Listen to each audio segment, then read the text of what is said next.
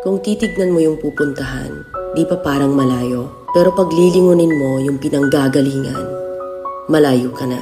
Hindi mo malalaman kung hindi ka susubok. Ang buhay ay isang malaking sugal. Kung lagi kang takot sumugal sa isang bagay dahil takot kang mawalan, mauubos lang kung anong meron ka. Kung hindi ka mawawalan, hindi ka rin magkakaroon. Kung ano man ang mga desisyon mo ngayon, yun ang magiging buhay mo bukas. Lakasan mo lang yung loob mo.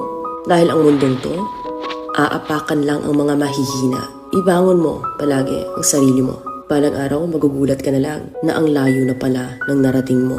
Kahit mabagal ang progress, basta may usad at kumikilos ka, okay na yan. Wala tayong magagawa. Ganyan talaga ang proseso ng buhay. Lahat tayo nakakaranas ng hirap.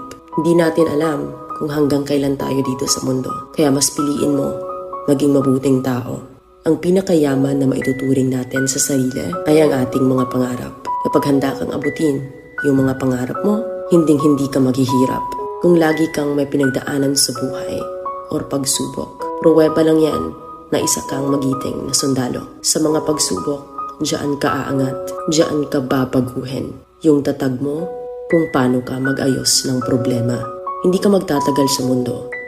Lubos-lubusin mo na. Gawin mo yung mga bagay na handang iangat ang sarili mo.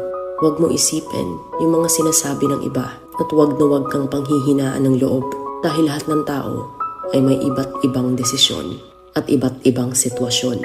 Huwag ka lang mawalan ng pag-asa. Hindi mo naman kailangan madaliin lahat. May proseso ang bawat ganap mo sa buhay. Alam mo kung ano yung nakakapagod? Ang palaging patunayan ang sarili mo sa ibang tao. Sa mundong to, piliin mo ang hindi magarbo. Keep it low-key ka lang. Simple. Na kahit na alam mong meron ka, hindi ka babaguhin ng pera. Kasi lahat ng yan ay isang pansamantala lang. Pagpatuloy mo lang. Kung may pangarap ka, makakarating ka.